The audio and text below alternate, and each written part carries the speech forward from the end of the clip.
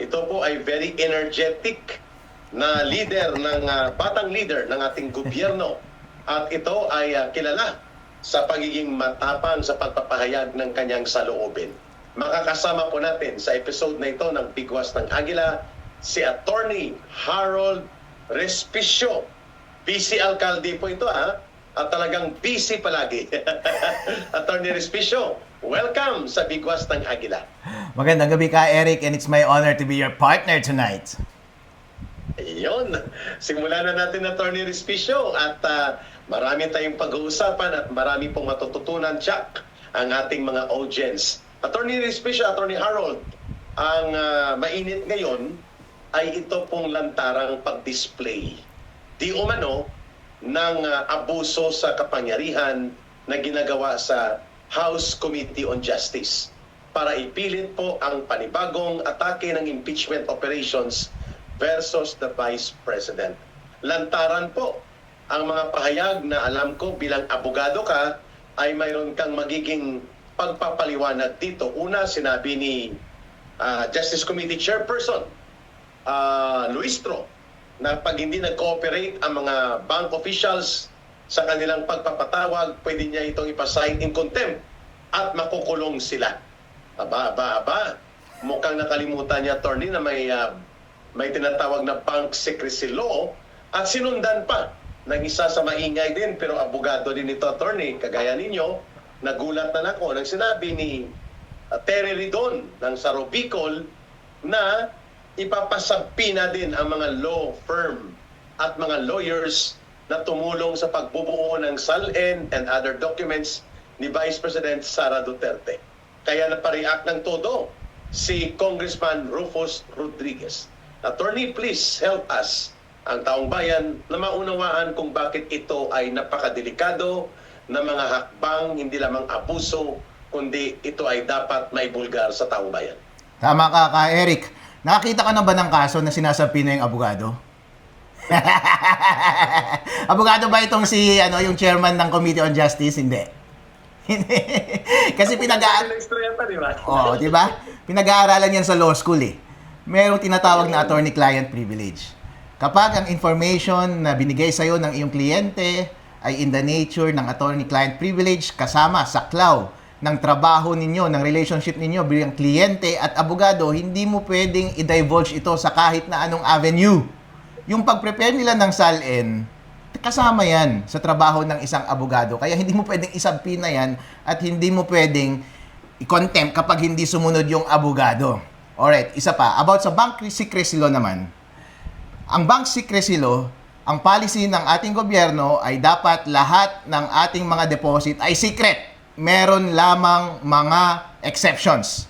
Ngayon, kasama ba sa exception itong investigasyon ng Committee on Justice? Tandaan natin, parang preliminary investigation to. Nagsalita yung chairman ng committee kanina, it's akin to a preliminary investigation. Trial na ba ito?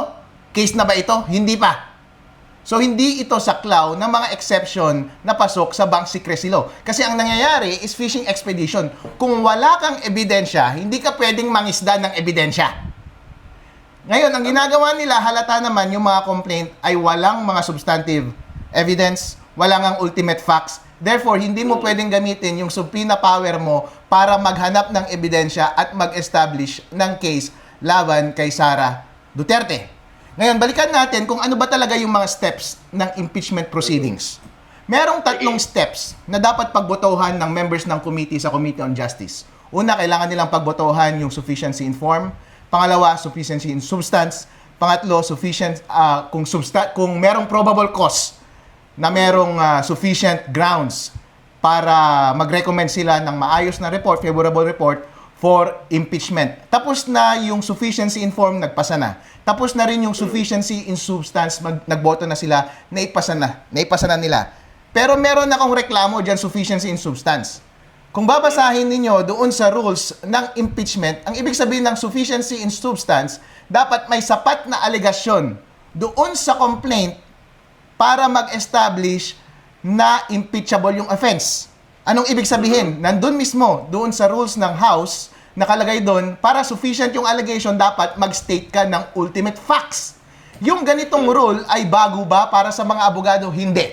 As a matter of fact, required yan sa lahat ng mga kaso na isinasampa mo. For example, sa isang civil case. Ang tawag dyan is magle-lay down ka ng iyong cause of action. Dapat kompleto ang iyong allegation. Dahil kapag hindi kompleto yung iyong allegation, automatic summary dismissal yung kaso mo. Ano bang ibig sabihin na dapat kompleto yung allegation base doon sa teorya ng case mo? Halimbawa, kapag ang kaso ko sa isang civil case ay maniningil ako ng pera, dapat niya akong bayaran. Alright. Anong mga allegation na dapat kong ilagay doon? Ilagay ko, may utang siya sa akin. Pangalawa, ang deadline ng utang niya sa akin, hindi ko sinabi na may deadline yung utang. May utang siya sa akin, dapat magbayad siya. Sapat na ba yung allegation na iyon na may utang siya sa akin? Hindi sapat yun. Dahil hindi ko sinabi na naningil ako sa kanya. O deadline na ng pagbayad ko. Malay mo, ang deadline pala ng pagbayad ng utang ay next year pa. Therefore, hindi mo na-establish yung cause of action mo. Ganon din sa mga criminal case. Kailangan mong i-allege yung mga elements ng crime. Kapag hindi mo na-allege yung mga elements ng crime isa-isa, ibig sabihin, pwedeng i-dismiss yan ng prosecutor. Ganon din dito sa impeachment case. Dapat lahat ng elements ng basis ng impeachment ay dapat linay out through ultimate facts. Anong ibig sabihin ng ultimate facts? Hindi mo basta-bastang sabihin na ninakaw niya yung pera. Hindi mo basta-bastang sabihin may treason or merong high crime. Hindi pwede. Dapat meron kang specific, meron ka dapat ultimate facts. Therefore, may pera dito. Halimbawa, kapag ang allegation mo, kapag ang iyong theory ay graft and corruption, dapat sasabihin mo yung pera, nasa kanya yung pera, siya mismo yung nagnakaw ng pera, ito yung kanyang ginawa. So, dapat may ultimate fact. Merong bang ganong allegation doon sa complaint? Wala. Walang ultimate fact. As a matter of fact, kapag babasahin mo yung mga complaint, dinagay lang nila, graft and corruption siguro, other high crimes, ano pa ba yung basis? Ang sinabi nila, yung pananakot daw niya, napapatayin si presidente. Yung misuse ng confidential funds, I assume yun ay graft and corruption. Tapos yung sa SALN, I assume graft and corruption. Ngayon, kapag sinabi mong graft and corruption yun, ano ba yung elements ng graft and corruption? Dapat meron kang personal participation, di ba? Or at least gross neglect na pinabayaan mo na nawala yung pera or ibinulsa mo yung pera. Ngayon, kapag nag-file ka ng SALN at sinabi nila na inaccurate yung SALN, tapos wala silang ipinakita na ultimate fact para sabihin yung na inaccurate yung SALN, meron bang na-establish ba nila yung element na ninakaw mo yung pera? Ako, nagpa-file din ako ng SALN eh. Na-file ko yung SALN. Meron ba silang ebidensya meron ba silang allegation na ninakaw ko yung pera? Wala. Wala silang specific allegation. Ang sinabi lang nila ay, ganito karami yung pera, ganito yung kinikita ni Inday Sara, ganito yung kinikita ng kanyang abogadong mister. Therefore, pwede tayong mag-deduce ng conclusion na hindi sapat, na hindi niya sinabi yung na hindi totoo yung nandun sa SALN. Pero wala kang sinabi na nagnakaw. Walang particular na nakaw kang sinabi, hindi ba? Attorney, gusto ko itanong yun sa'yo. Pag sinabing ultimate facts, hindi pwede na mag-allege ka na wala kang pwedeng isuporta sa aligasyon mo. Kahit ito ay complaint pa lang. Tama po ba? Dapat handa kang suportahan yung allegation mo. Dapat ultimate fact na particular fact na ultimate. Hindi mo lang basta pwedeng iparot yung element of the crime. Halimbawa, or element ng basis. Kapag graft and corruption, ang isang element nun is ninakaw mo. Hindi mo lang basta sabihin, ninakaw niya yung pera. Dapat meron kang particular na allegation na fact, na ultimate fact, na paano niya ninakaw yung pera. Which are all absent, attorney. Wala yung mga iyon. Ganon din sa high crimes na sinasabi nila. Nung tinakot daw niya, napapatayin si Bongbong Marcos kapag pinatay si VP Sara, sinabi high crimes daw yun. So paano naging crime yun? Una, kailangan mo munang ma-establish na crime yung ginawa niya. Crime ba yung ginawa niya? Hindi. Bakit? Conditional eh. Pangalawa, kung nagkontrata siya ng murder, conspiracy to commit murder. Crime ba ang conspiracy to commit murder? Hindi pa nagawa yung murder, ha? Conspiracy to commit murder.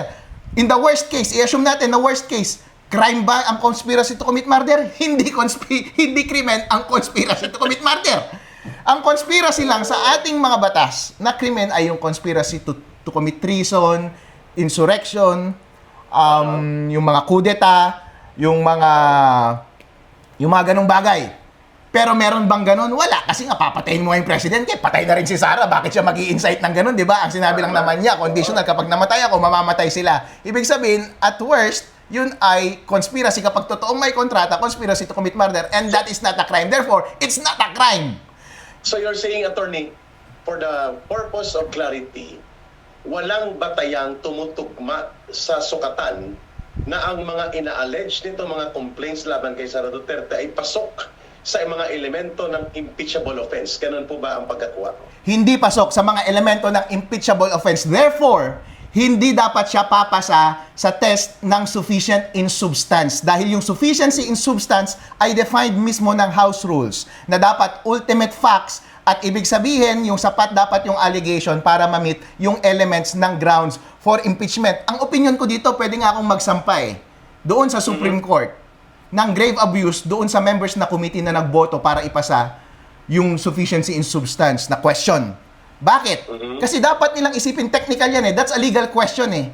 Ang legal question is, na-cite mo ba, na-identify mo ba yung basis ng impeachment?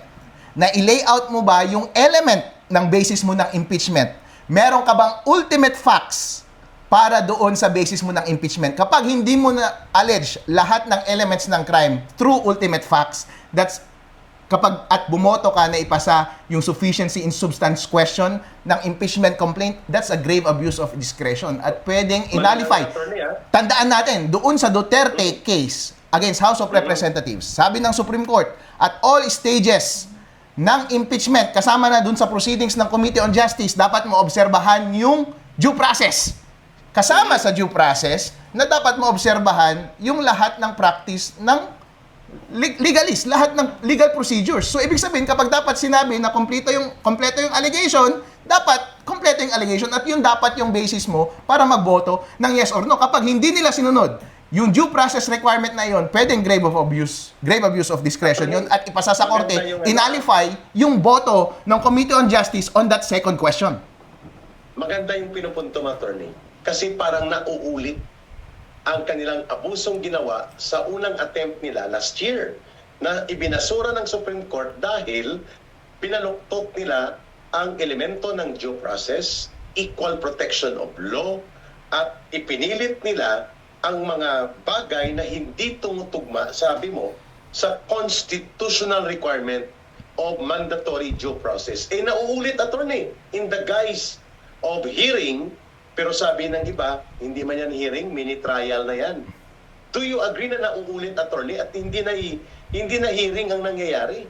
Mini trial na ang gustong gawin ng Committee on Justice ng lantaran, abusado at puno ng kaarogantihan na walang pagkilala sa naging desisyon ng Korte Suprema kung bakit naibasura ang unang attempt nila to impeach the Vice President. Attorney. Kung titignan mo yung rules ng House, ang sabi doon, pagpasa ng complaint at pagpasa ng question ng sufficiency in substance tsaka sufficiency in form, magkakaroon ng tsansa yung respondent na magbigay ng answer. And kasama dun sa answer na yon, pwede siyang magpasa ng affidavit ng mga ebidensya para isupport yung kanyang mga defensa at ganun din yung mga complainant. Meron silang option na magpasa ng mga affidavit din at mga ebidensya. Ang question ngayon is, meron ba dapat trial na mangyari? Ang ibig sabihin ng trial, merong formal na direct examination, may cross-examination, may rebuttal, may sur-rebuttal, may mga ganon. Ang sabi lang doon sa House Rules ay pwedeng mag-conduct ng hearing. Pwedeng mag-conduct ng hearing. Anong ibig sabihin ng hearing? Dapat bang may cross-examination? Dapat bang may abogado na active na nagsasalita at kine-question yung isang witness na nagte-testify under oath? Hindi kailangan. Meron lang hearing. At nakalagay din doon sa House Rules na pwede kang magsubpoena ng witness at magsubpoena ng mga documents na kailangan para ma-aid yung proceedings ng Committee on Justice. Ngayon, yun lamang ay kapag naitay mo yung mga issues. Tandaan natin, yung Committee on Justice ay hindi pa siya prosecutor. Tama. Hindi siya yung aktibo dapat na naghahanap ng ebidensya, hindi ba? Correct. Kung titingnan mo yung complaint, meron ba silang inattach na ebidensya? Wala. Meron ba silang particular na allegation doon na na allegation para mag-prompt ng ebidensya, na identified ba nila yung ebidensya? Hindi. Maganda yung move ni Vice President Sara sa kanyang answer na hindi niya pinatulan lahat ng mga allegations doon sa complaint. Kasi kapag hindi mo pinatulan yung mga allegations sa complaint, that's general denial. Lahat yon ay denied. Kapag lahat yon ay denied, ibig sabihin, hindi mo in-identify yung particular factual issues. Kapag hindi mo in-identify yung particular factual issues, hindi mo tuloy alam kung alin ang titirahin mo. Hindi mo alam kung aling fact doon ang kailangan mong establish. Di ba? Kapag hindi mo alam kung aling fact ang kailangan mong establish, therefore, hindi mo alam kung sino yung magte-testify para sa fact na yon. At hindi mo alam kung anong ebidensya ang dapat mong kailangan para i-prove yung particular fact na yon. Therefore, Correct. wala kang basis to issue subpoena.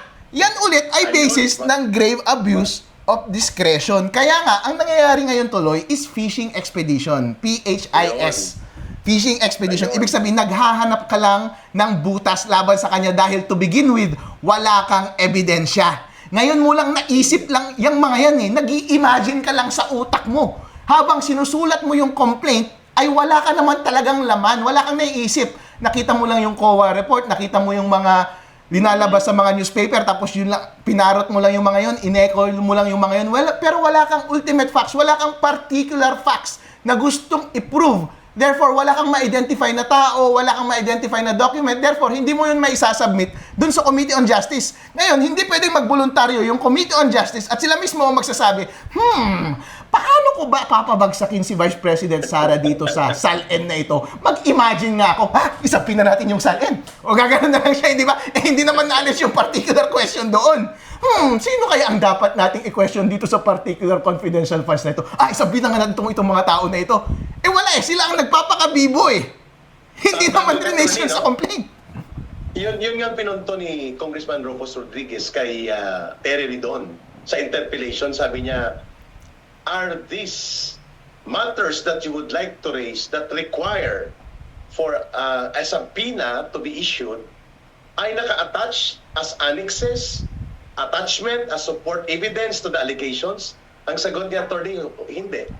So bakit mo ipapasubpoena? Sabi ng attorney, ini-imagine mo lang pala and then gagamitin mong poder ng Committee on Justice para makakuha ka, yung sabi ni Attorney Respicio mga kababayan, nang gusto mong ihambalos at ilatigo kay Sara Duterte, hindi naman pala kasama sa ina-allege as attachment, support sa mga complaint ng complainants. Lumalabas ngayon, attorney, yung tanong namin sa iyo, parang ang gustong maging gawin ng Committee on Justice, i-take over na ang role ng complainant at sila na magiging complainant laban sa Vice President, Attorney Respicio. Yun nga ang nangyayari. Halimbawa, SALN. Halimbawa, kalaban mo ako, nagpa-file ako ng SALN. Nakita mo yung SALN ko, tapos mag-imagine ka sa utak mo, alam mo itong si Harold, mababa naman kumita ito Bakit naglagay ng milyon-milyon sa SALN niya? Ang baba ng kanyang kita. Paano ko kaya ma-prove na marami siyang nakuha na pera, na nagnakaw siya ng pera? Ipasapin na natin yung bank account niya, tapos tignan natin doon, baka may makita tayo mga milyon-milyon transaction doon. Baka doon natin siya mahuli. Fair ba yun? Hindi fair yun Unfair yun. Ang tawag doon, fishing expedition.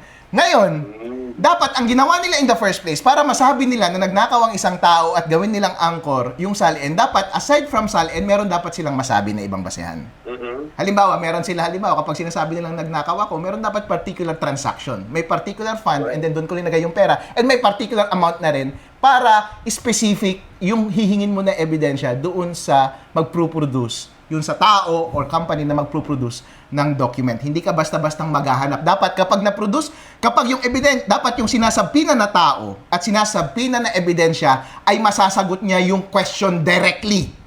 Meron ka na dapat hypothetical answer doon sa question and that answer is dapat yes or no lamang. Halimbawa, kapag nagpasabpina ka ng isang ebidensya para patunayan na nagnakaw ako ng 1,000 pesos, dapat ang question na lamang, meron ka dapat hypothetical na question na si Harold Respicio nagnakaw ng 1,000 pesos dahil nag-deposit ng 1,000 si X sa account ni Harold Respicio on this date. Kasi meron akong mga ibang ebidensya at itong bank transaction na ito mapapatunayan niya yes or no kung totoong nangyari iyon. Dapat ganoon particular. Para may basis. Yun yung gusto kong patunayan para may basis yung subpoena. Para kapag produce mo ng subpoena, kailangan nga itong ebidensya nito para ma-prove yun. Hindi pwede na sabihin na si Harold nagnakaw. Magkano? Hindi ko alam. Kanino galing? Hindi ko rin alam. Pero malay mo, mahanap natin dun sa bank statement niya. Hindi pwedeng ganon. Unfair yun. Claro. Attorney, there was an impeachment proceeding. Siguro, attorney, kung sa edad nating dalawa, during that time siguro baka high school ka. o baka graduating sa elementary. I'm talking about Joseph Erap Estrada. Elementary kaya attorney, 2000, 2001? Grade 6. Grade 6, tama. Ito, attorney, gusto kitang kuhanan nito ng opinion. Ang allegation kay Joseph Estrada na mera siya at nangurakot mula sa wedding, sabi ni Chavit. At doon sa complaint, ang ibang pera na ito ay tinago ni Erap doon sa Muslim Foundation. Mga 200 million. Yun, ganun ang pag-present, attorney. At ito ay may paper trail na kaya naming i-prove. Sabi ng mga na-complainant, at mayroon pa siyang kinuha sa tobacco excise tax na share na i-deliver ni Chavit Singson na 125 million pesos.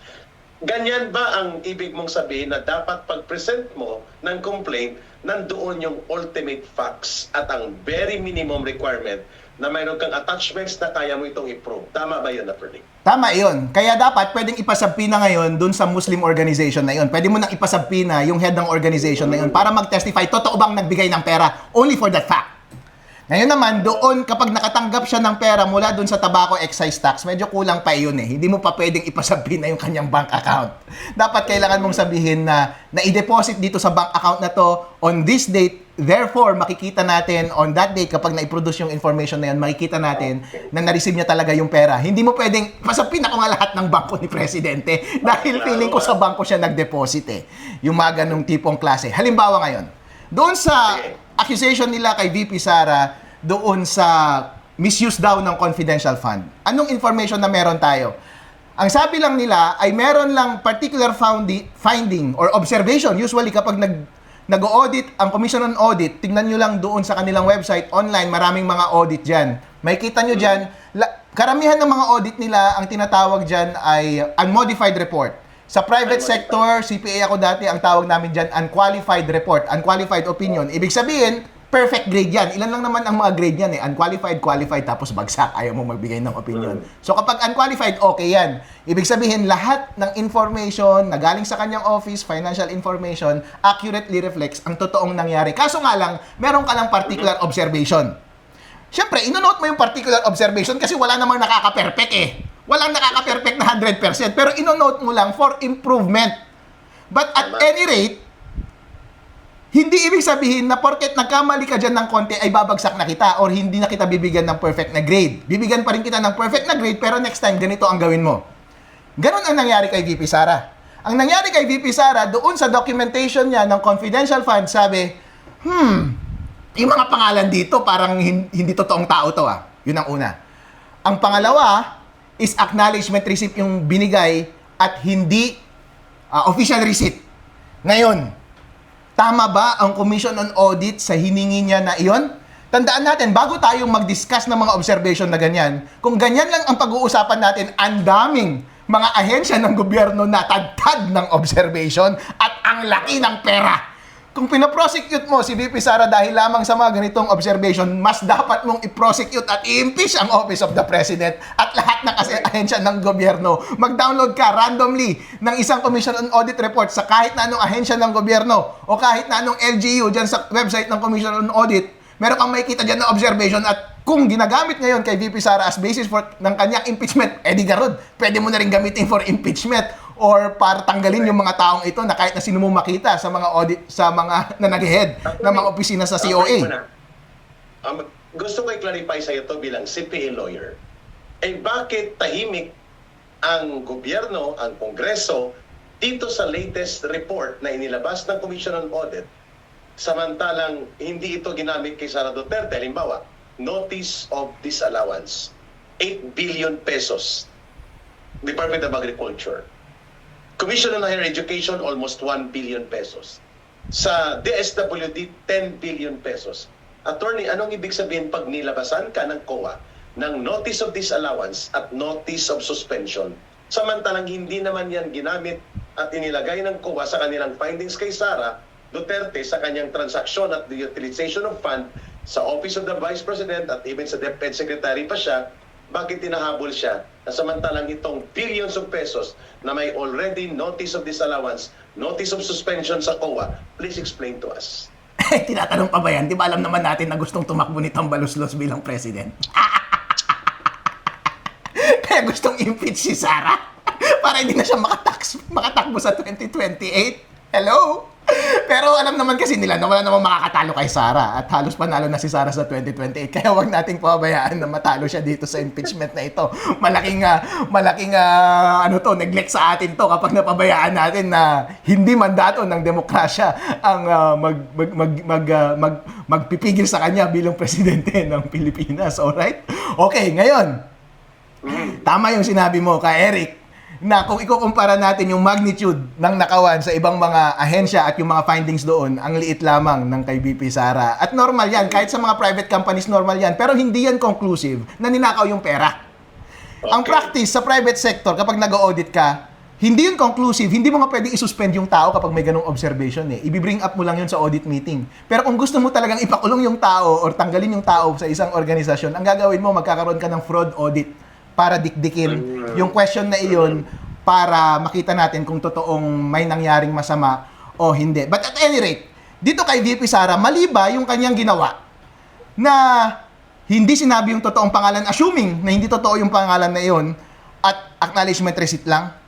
Isipin natin, confidential funds ito. Hindi ito katulad ng mga ibang funds ng Office of the Vice President na dapat official receipt, dapat official lahat ng documentation, dapat kompleto tapos isasubmit mo. Kung titignan mo yung guidelines ng Commission on Audit, ang require lang nila doon ay mag-submit ka ng documentary proof of payment. That's it. Documentary. Sinabi ba nila na official receipt? Hindi!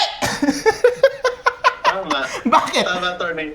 Unreasonable ba? Reasonable ba? Attorney, on that note, you were sustained by former ombudsman and retired Justice Martires nang sinagot niya si Franz Castro na ang confidential fund does not require official receipt because of the nature of confidential utilization of funds. Allowable yan. Tama ba si Justice Martires? Nang sinabi niya yan, na hindi mo hanapan ng official receipt dahil mabubuko ang mga operations involving intelligence, security, and confidential. Kaya yan ay allowable category of audit sa COA.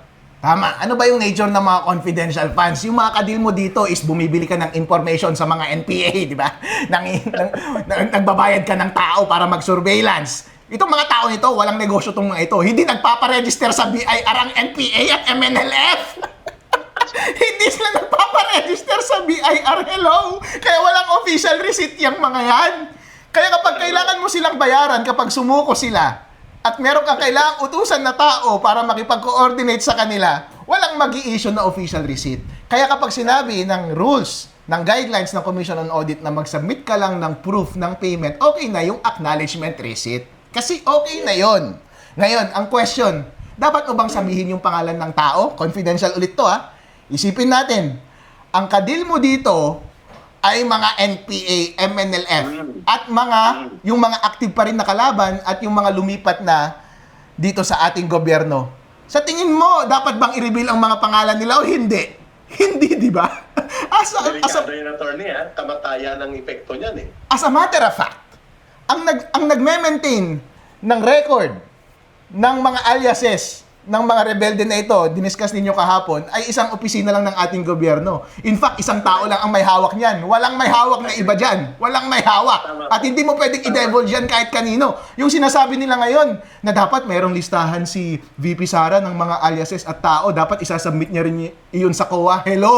Hindi pwede. Imposible yun. Dahil kapag ginawa mo yun, madeded balls itong mga tao na ito. At hindi lamang yan speculation. At kunento niya na ninyo yan kahapon kay Eric, na nung mga nangyari around 25 years ago o 30 years ago na i-divulge yung master list ng mga aliases ng mga rebelde na nag-turn coat na at nandun pa rin sa active na rebellion, nung na-publish yung mga iyon, maraming pinatay sa kanila. Kaya sensitive yung mga bagay na yan. Ayun. So, kaya kapag titignan natin, kapag bilang auditor, anong isipin ko? Bilang auditor, magpipilit ba ako na mag-require pa ng mga ganong documentation? Hindi na. Kasi para akong tanga kung ipipilit ko yun. Ngayon, ano yung mga kailangan ko na... Pero kailangan ko pa rin makakuha ng confidence na dapat na more or less na pwede kong paniwalaan itong mga documents na ito. Given the circumstances. So kapag nagbigay ka sa akin ng acknowledgement receipt, alright, na-check ko na, may proof of receipt. Nagbigay ka sa akin ng pangalan, pero okay, sinasabi ko na hindi tama yung pangalan, pero di ba, confidential nga itong mga taong ito. Okay na. Pero ano yung alternative? Kailangan mong maging realistic, ha?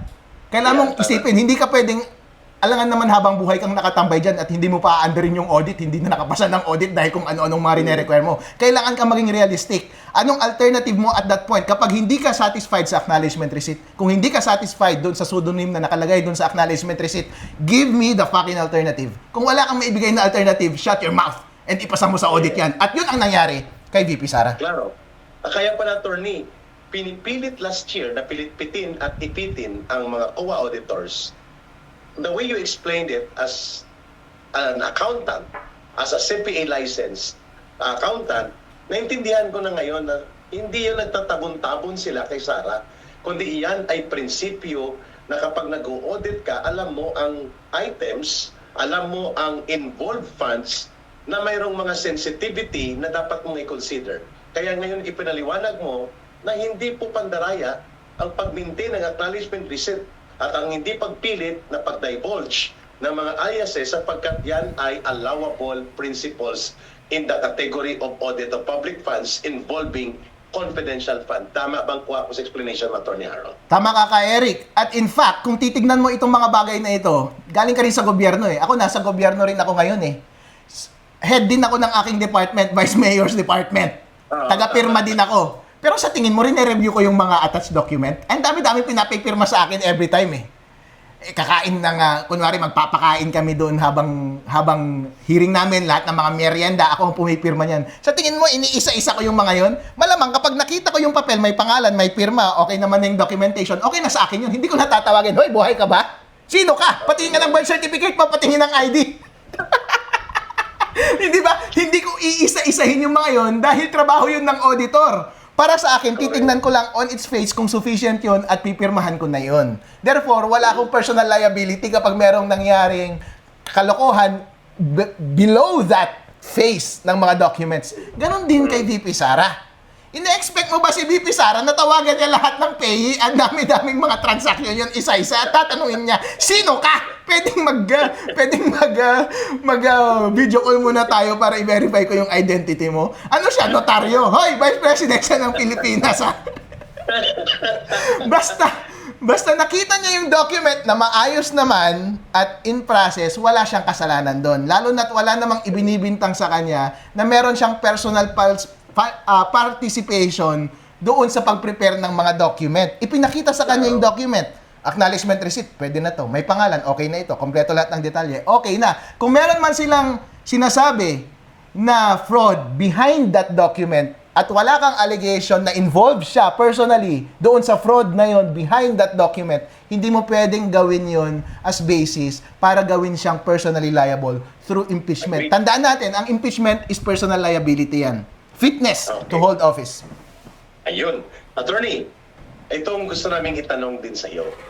Mukhang hindi naman sila interesado talaga sa accountability na sinasabi nila na may pananagutan ng Vice President.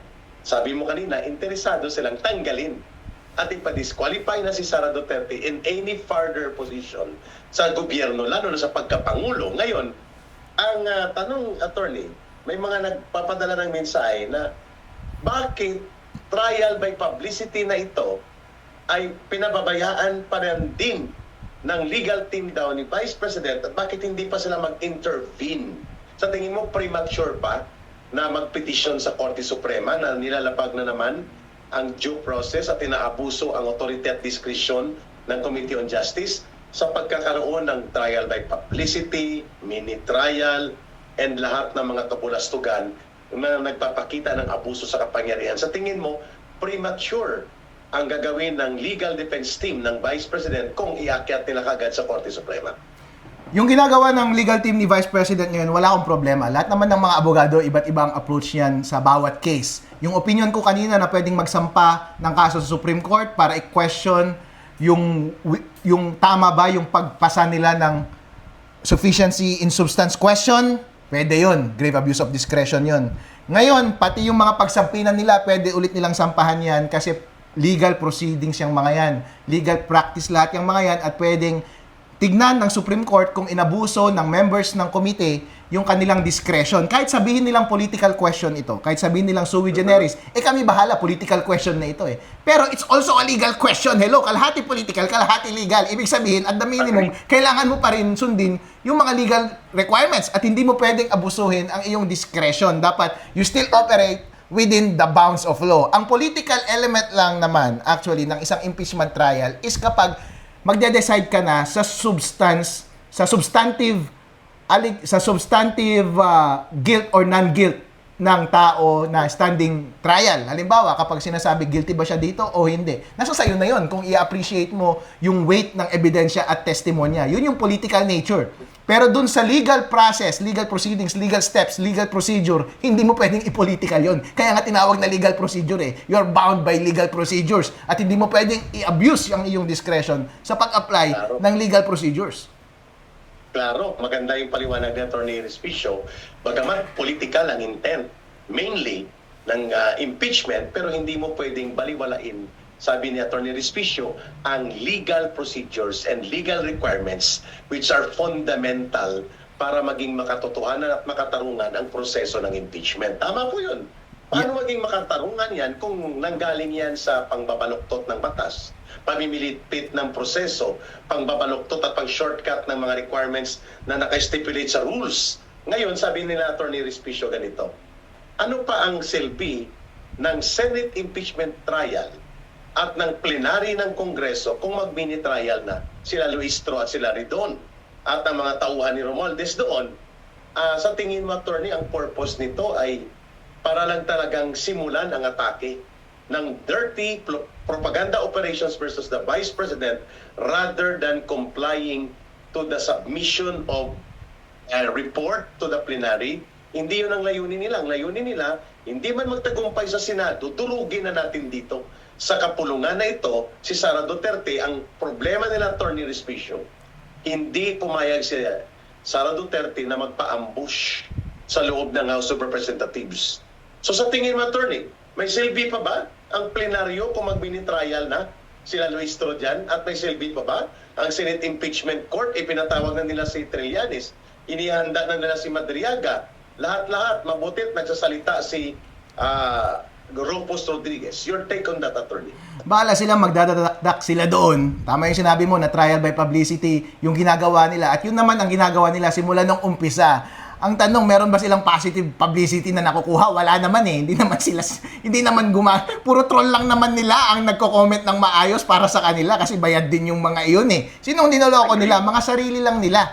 Kung titignan mo yung pulso ng Pilipino ngayon, kahit pumunta ka sa Solid North, kahit pumunta ka sa North, walang Solid North. Kahit pumunta ka sa probinsya namin, pagtanong ay Sara, hindi nila gusto yung ginagawa kay Sara kasi obvious na hinaharas lang siya. Although marami pa rin nagmamahal kay BBM, pero at the same time, mahal din nila si Sara. Okay? Hindi porket love pa rin, may sentiment sila kay BBM, I hate na sila si Sara. It's not one or the other. They're both. It's one and the other. So, ibig sabihin, malinaw ang moral question. Alam ng taong bayan na ang totoong question dito is, hinaharas ba si BP Sara o hindi? Inaabuso ba ang kapangyarihan ng gobyerno o hindi? At alam nila na mali ang ginagawa kay BP Sara. Kaya ang overall general sentiment sa ating bansa, kausapin mo kahit na sinong magsasaka, ayaw nila yung ginagawa kay BP Sara. Kaya kapag ginagawa nila itong trial by publicity, ang nangyayari lang trial by infamy.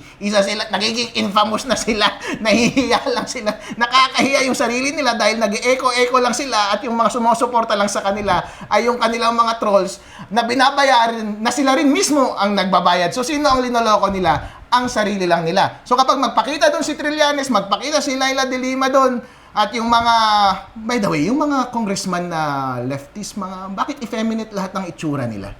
Pero anyway, magpakita sila lahat doon, wala silang magagawa. Bahala kayo, mag-mini-mini hearing kayo dyan. Wala naman kayong respondent, kulang-kulang naman yung inyong mga ebidensya.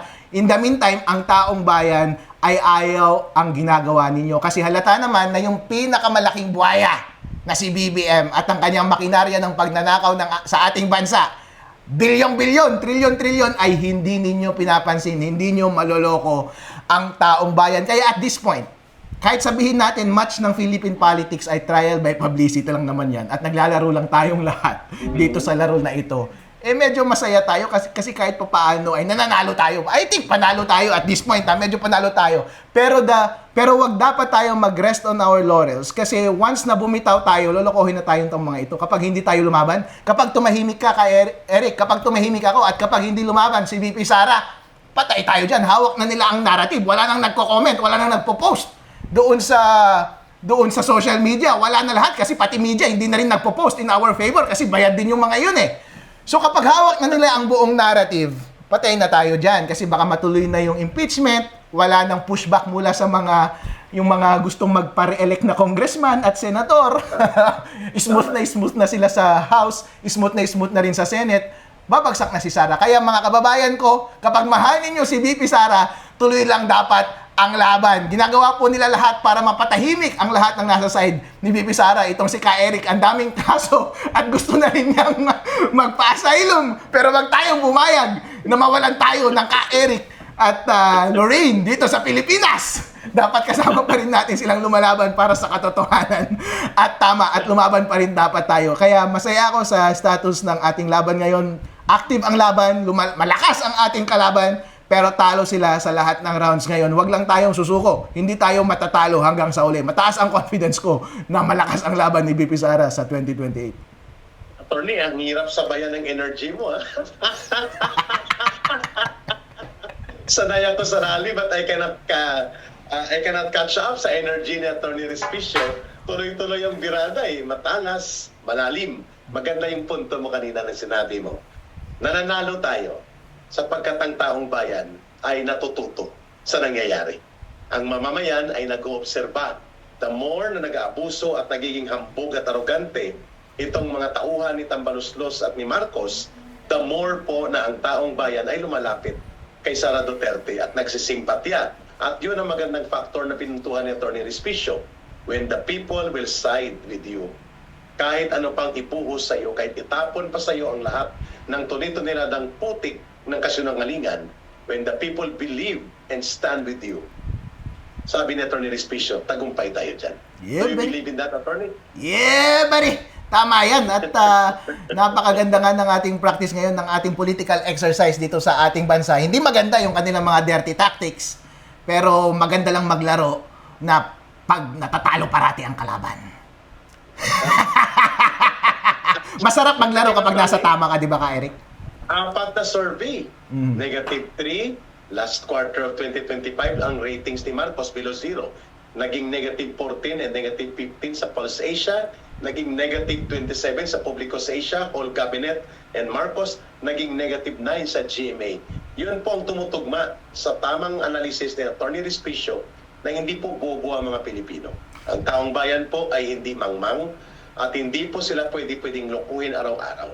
Sila po ay nagdedesisyon, nagtatanong, nag-oobserba at aabot ang panahon, sabi ni Atty. Respicio, taong bayan mismo ang magdedesisyon kung tama o hindi ang ginagawang pang-aabuso, panunupil, pang-aatake laban kay Sara Duterte at laban sa mga naninindigan para sa ating gobyerno. Atty. Respicio, may tanong ang taong bayan dito. Ngayon, ang mainit na talakayan ay nagpalabas ng statement, no? Si Senator Amy Marcos. At sinabi niya, parang hindi na niya kayang tingnan ang nangyayari. Ang sabi niya, Atty. Respicio, nasaan ang inyong kaluluwa? Para na lang ba kayo sa kapangyarihan at poder at kung ano-anong inaatupag ninyo? At tumayo na rin si Senator Ligarda kahapon at sinermonan ng Department of Energy dahil wala silang alam sa lalim at lawak ng epekto ng pagkakaroon ng unstable and unsteady line of supply for our oil needs sa bansa. At ang nakita kahapon doon, Atty. Respicio, mukhang inaatupag lang itong gustong mangyari ni Romualdez at si Budget D ay anino lang ni Romualdez at si Marcos kinukonsente ang ganitong pagiging walang kaluluwang ginagawa ng mga opisyal ng gobyerno, lalo na ng Kongreso sa House of Representatives. Your take on this, Attorney, sa epekto nitong pahayag na ito na nagcha-challenge na ngayon, ang traditionally ay hindi po umiimik dito sa ginagawang katarantaduhan ng House of Representatives na mga counterparts sa Senado. Noong panalo si BBM at saka si Sara, at lalo na nung nangangampanya sila, kami mga Ilocano, ang saya-saya namin eh. Kasi akala ko mariredeem yung pride naming mga Ilocano. Excited na excited kami. Sabi ko, wow, BBM, please. Ang yaman ka naman na siguro, hindi ka na magnanakaw, di ba? Ayusin mo na lang yung Pilipinas. Pero nakita ko yung mga unang hakbang niya, pinagtatanggol ko pa yan nun eh. Pinagtatanggol ko pa yung wealth fund na yan nun eh. Siyempre, bigyan mo dapat ng tawag nito, wala ka dapat ng good intent. Dapat i-assume good intent mo dapat siya. Alright, i-defend mo. Ilocano, kapwa ko Ilocano. Alright, i-defend natin. Malay mo, magpapakaayos. Walang iya. Sunod-sunod, puro pagnanakaw pa lang ginagawa. Tapos hindi nagtatrabaho para sa ating ekonomiya at para sa ikabubuti ng ating bansa. Bagkus, ano ang kanilang ginawa? Hindi naman kailangan gawin. Bakit mo pinakuha si Duterte? Si Digong papunta doon sa ICC. Kung gusto mo siyang gantihan, sarado ba ang korte natin? Gumagada naman ang prosecutor natin at mga korte. Ba't kailangan mo pa siyang puntahan doon? Meron ka ba sama ng loob ng tao? Hello, siyang nagpatalo sa'yo. Talo ka nga nung vice president niya eh. Sa tingin mo mananalo kang president kapag hindi kasi namahan ni Sara? Tapos yun ang gagawin mo sa kanya. Bakit doon ninyo inuubos ang oras ninyo? Ngayon tuloy, hanggang ngayon ayaw pa rin nilang bumitaw. Kasi yun ang marka ng isang mahirap na leader. Kasi si BBM walang vision. Siguro hindi nagkukur sa utak niya na I can do great things. Ang ginawa lang niya, opo. Opo lang siguro siya ng opo kay Romualdez. Itong si Romualdez gustong maging presidente. Uy, durugin natin si Sara, durugin natin yung mga Duterte para wala akong kalaban sa 2028. Opo naman ng opo itong mahina nating president. Kaya walang ginagawa. Wala rin ginagawa para sa ekonomiya. Kaya hindi na nakakapagtaka ngayon na ang lahat ng resources at energy at atensyon ng ating gobyerno ay nasa pandurog ng kanilang kalaban. At hindi nila ginagawa yung dapat nilang trabaho. True to their nature, ganun naman talaga sila. Wala silang kwentang mga leader ng ating bansa. But in any case, relevant pa ba si BBM ngayon? Relevant pa ba yung sentiment ng tao kay BBM? Mahalaga pa ba ngayon kung mahal siya ng tao o hindi? Kung mahal pa rin siya ng mga ibang mga loyalista, meron bang relevansya sa 2028? Wala. Bakit? Tatakbo pa ba siya? Hindi na! Hindi na siya tatakbo. Wala kaming pakialam kung marami pa rin nagmamahal sa'yo. Ang question lang is kung itong mga parehong taong ito ay mahal din si Sara. Ang sagot dyan ay oo. Mahal ba si Sara versus ng mga potensyal na kalaban niya? Ngayon, wala na si BBM sa linya. Andyan si Sara. O sino bang mga kalaban? Si Tulfo siguro, hindi ko alam. Si Hontiveros. Si Romualdez. Hindi ko alam kung sino mga gustong pumarma. Si Lenny. Mahal ba sila ng tao? Hindi. So, mga bossing, futile po ang exercise. Mga bobo talaga kayo. Tamad na nga kayo. Usually magkasama yung characteristic na yun sa isang tao eh. Bobo at tamad. Bobo at tamad. Correct. Instead, nasirain ninyo ang isang frontrunner sa 2028 election para maka-advance kayo, bakit di nyo na lang i-promote ang sarili ninyo? Sa pamamagitan ng paggawa ng totoong trabaho ninyo! Yun. Yan ang pinakamagandang promotion. Oo. Do what is best for the country and show that you are capable and deliver the action. Yun ang pwedeng pangtapat kay Sara Duterte. Sharply pinuntuhan yun ni Atty. Harold. Tama siya dun. You don't need to destroy. Kasi Atty., 2 taon na to. 2020, at 3 taon na, grabing buhos ni Romualdez. Pinayagan ni Marcos, grabing buhos sa PR attack. Wala. Tuloy-tuloy pa rin. Si Sara Duterte pa rin attorney. Tama ka. Kung naggumawa sila ng tama, maayos ang performance, humabol pa sila doon sa pag-deliver ng mga deliverables para sa kabutihan ng taong bayan, baka mag-isip ang mga, ay, ang galing mabuti pala ito maganda pala. Tama sa Atty. Respicio. The best promotions of yourself in your program is to deliver rather than destroy your enemy. Kasi pag doon ka nakatutok, maiiwan talaga ang kabutihan na dapat mong ginawa. Atty. Respicio. Dapat yung mga survey nila, hindi ito dapat popularity ni BBM at saka popularity ni Sara eh. Tanggalin mo na si BBM sa survey kasi alam naman na natin na bagsak siya parati. Wala na. Ang ilagay mo na lang sa survey, si Sara at yung mga potensyal na kalaban niya. Tingnan niyo kung gaano sila kakulelat. Sila Hontiveros, nagbubuhos ng pera yan sa North ng mga project. Hindi naman siya kilala. No? Tanungin mo yung mga normal na tao, hindi naman siya kilala. Wala namang sentiment para sa mga Pinklawan, sa mga Dilawan. Ang lakas ni Sara sa Luzon, tsaka Visayas, tsaka sa Mindanao. Hindi, ubos yung oras nila, wala naman silang champion, kumbaga, wala silang muka, walang personality, ang boboring ninyong lahat, mamukha kayong mga effeminate. Kapag pinipicturan kayo dyan sa committee, walang matapang sa inyo, mga tamad kayong lahat. Walang pogi at maganda sa inyo. Yung pinaka-masculine ng ang itsura, si Laila de Lima eh. Siya yung pinakamukhang matapang, siya lang yung pwedeng ibato. Siya lang pwedeng isa lang. Pwedeng bayabo. Attorney, gusto ko itong kuhanin sa'yo sa huling bahagi ng ating interview. Kapag ikaw ang kasama ko at ni Ma'am Noreen, siguro kung nandito siya, tuwang-tuwa yun dahil aabot tayo ng 2 oras, hindi pa matatapos si Pag-Harold Respicio ang guest eh. Attorney, tungkol ito sa there is a possibility na i-bring up sa United Nations ang pagpapadukot na ginawa ni Marcos at ni Romualdez kasabwat ng ICC.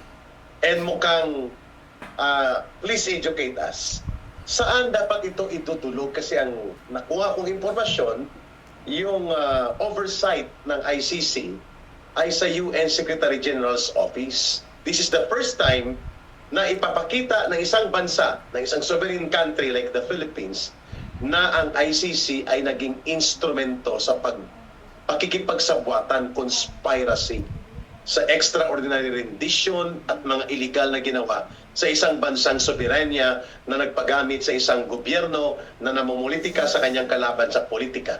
Attorney, is there a hope for that na magkakaroon ng bigat o impact doon sa layunin natin magkaroon ng positibong output na mapapabilis o mabibigyan ng oportunidad na makakalaya si Pangulong Duterte kapag na-expose sa buong mundo at sa UN ang ganitong karapastanganang ginawa nila Marcos at ng ICC sa punto de vista mo bilang isang abogado? May hope. Yung mga supranational organizations, katulad ng International Criminal Court, yung mga United Nations, lahat yan, nagsisisulputan lahat yan magkatapos ng World War II. Kasi iniisip noon ng maraming bansa na baka may susunod na Hitler, aabusuhin niya yung mga tao sa kanyang bansa at hindi sapat yung mga mechanics sa kanyang sariling bansa para siya'y mapanagot kasi siya na ang may hawak ng bansa. Ngayon, ang tanong dito, bakit? Control pa rin ba ng mga Duterte ang Pilipinas? Hindi naman na, di ba? Meron naman na tayong mechanics dito para sana siya ay mapanagot. Pero bakit pa rin ginawa na ibinunta sa ICC si Duterte? Kasi gusto nilang sirain si Sara. Alam na ba yan ng international community ngayon? Alam na nila. Bakit? Kasi yung mga ICC investigators at mga judges bayad ng $2 million. Pumunta sila sa Pilipinas para makipag-inuman at para mang chicks. Baka may ladyboy pa silang mga pinatulan. Yun ang totoo. Kapag nakausap mo yung mga 18 Marines, totoo yung mga kwento na yan. Dahil walang credibility ang mga tao na ito. Yung isang judge dun sa ICC na nakaupo ngayon sa kaso ni President Duterte ay sanction sa United States. Ibig sabihin, hindi siya makapunta doon at yung baka may regulation sa kanyang mga assets. Ibig sabihin, kumbaga, para siyang persona non grata ng United States dahil isa siyang napakalaking corrupt. Ngayon, dito sa ICC, mahal ba yan ng international community? Hindi yan mahal ng international community. Walang tiwala dyan. Pati ang United States, walang tiwala sa ICC. Bakit? Hindi nga pumirma ang United States doon sa Rome Statutes. Hindi sila parte sa Rome Statute. As a matter of fact, away sila ng ICC. Ayaw nila na merong may mas malakas na body above the United States para ipitin yung mga leader ng United States. Tayo lang naman na mamahina na bansa, tanga-tanga tayo, sumali pa tayo sa mas mataas na body para mapanagot yung mga leader natin. Kaya naman natin. Yun ang pag-iisip ng United States. Wag mong gamitin ang isang supranational body na ito na politically motivated para apektuhan yung domestic politics ng United States. Meron naman kaming libreng democratic process dito sa aming bansa. Lahat naman ng aming institutions dito gumagana, kaya hindi mo pwedeng gamitin ang external power para kontrolin ang domestic politics. Yun ang pag-iisip nila. At yun din dapat ang pag-iisip natin. Kaya dun sa United States, meron silang batas na tinatawag na Dahig Invasion Act. Ibig sabihin, mga walang hiya kayong mga taga-Netherlands, mga taga-ICC. Subukan ninyong arestuhin ang isa sa mga leader namin, bobombahin namin kayo at wala na kayong bansa dyan sa the Netherlands. Literal na merong Dahig Invasion Act. Ang United States, dahil ayaw nilang pakialaman ng external power ang kanilang domestic politics. Ganon din dapat ang sa Pilipinas, tanga lang kasi tayo. Ngayon sinabi na natin sa international community na totoong corrupt yung ICC na yan at ginagamit yan para apektuhan ang ating internal politics sa Pilipinas. Meron namang gumaganang mga institution sa Pilipinas at ina-undermine niya yung ating democratic institution sa ating bansa. Basta wag tayong tumahimik sa bagay na iyan, mapapansin yan ng international community. As a matter of fact, tuwang-tuwa tayo nung may nagsalitang delegation mula sa Japan, di ba? Para sabihin na political abuse ang nangyayari sa prosecution nila kay Digong. At paulit-ulit lang tayo magsasalita, pwedeng kapag meron ng sufficient pressure mula sa international community, sa mga supranational body, na wag nilang masyadong abusuhin ang proceedings laban kay President Duterte, lalambot yung mga yan. Dahil yung mga yan ay mga ma-pride lang naman yung mga yan. Ang iniisip lang naman nila ay una, pera, at pangalawa, ang kanilang reputasyon. Una, wala ng pera. Dahil nabuko na sila. Pangalawa, kung kukunin mo pa yung reputasyon nila, hindi na sila papayag. Kaya kapag sufficient yung pressure na ibigay natin sa international community, gawin lang natin sa forefront yung kanilang pagiging corrupt, hihina yung mga yan at lalambot sila sa kanilang mga desisyon. Kasi sa totoo naman, meron namang basis talaga para palayain si President Digong kasi tama yung sinasabi nila na wala ng jurisdiction nung panahon na naaresto siya. Correct. Tama yun, na-discuss ko na yun before. At mali din na dapat yung kanyang pagka-aresto dito sa Pilipinas dapat dumaan sa local courts. So, procedurally and legally may basis ang ICC para palayain agad-agad si President Duterte. Kaya lang nila hindi ginagawa yun ngayon kasi nga bayad sila at akala nila nasa side pa rin nila ang sentiment ng international community. Pero kapag na-realize nila na dito sa Pilipinas wala na sa kanilang side at dito sa buong mundo wala na rin sa kanilang side, pagbibigyan na nila yan, agad-agad susundan na nila kung ano ang tama at kung ano ang sang-ayon sa batas at palalayain na nila si President Duterte. Maganda yung paliwanag ni Atty. Respicio. We have to internationalize and sustain an international exposure hinggil sa kanapastanganan at mga paglabag ng ICC at ng gobyerno ni Marcos at Romualdez laban kay Pangulong Duterte sapagkat the pressure at the international level, lalo na po kung ang reputasyon at integridad na ng ICC ang nakasalang sa international public opinion, sabi ni Atty. Respicio, malakas ang possibility na yan po ay lalambot.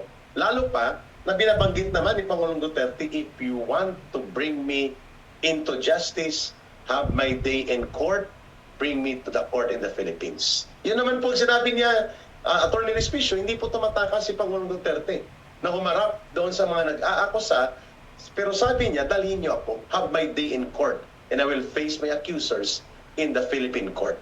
Hindi niya sinabi na, hindi ako guilty, at ako ay hindi dapat litisin. Sabi niya, litisin niyo ako, at ipapanagot sa katarungan upang mapanindigan ko ang aking karapatan at ang katarungan na pinamaniniwalaan ko doon sa bansa ko. Magandang paliwanag na Atty. Respicio na itong mga supernatural bodies nito, yung mga international tribunal na ito, mekanismo ito, sana para matulungan ang mga bansang malaya na lumakas ang kanilang internal na proseso ng batas at katarungan, hindi ito ginagamit para makipagkuntsabahan sa politikang laro ng mga gobyernong nakatayo, kagaya ng ginawa ni Marcos at nila Romualdez. Attorney, it's a very wonderful discussion with you sa Pigwas ng Agila. Your final words for this episode, and we hope na makakasama ka rin sa next episodes and other episodes natin. Mensahe po ninyo sa sambayan ng Pilipino for this episode. Well, I just want to thank you, Kay Eric, for guesting me tonight. And to all the Filipinos, I love you and love Vice President Sara Duterte. Huwag natin siyang bibitawan, yakapin po natin siya hanggang sa huli. Mga kababayan, nakasama po natin ang very dynamic, energetic, and a very good potential leader na dapat umabot pa sa mas malawak na pagserbisyo ang isang attorney, Harold Respicio. Dangal po namin at ikinagagalak na maging bahagi ka sa bigwas ng Agila. Mga kababayan, wala na pa tayong panahon at oras na natitira. Mahalin natin ang bansang Pilipinas. Walang ibang magmamahal ito, kundi tayo rin mga Pilipino. Mga kababayan, maraming salamat muli. And Attorney Harold, have a great time ahead of you. And see you again in our other episodes sa Bigwas ng Agila. Maraming salamat po. Bye! Ayos!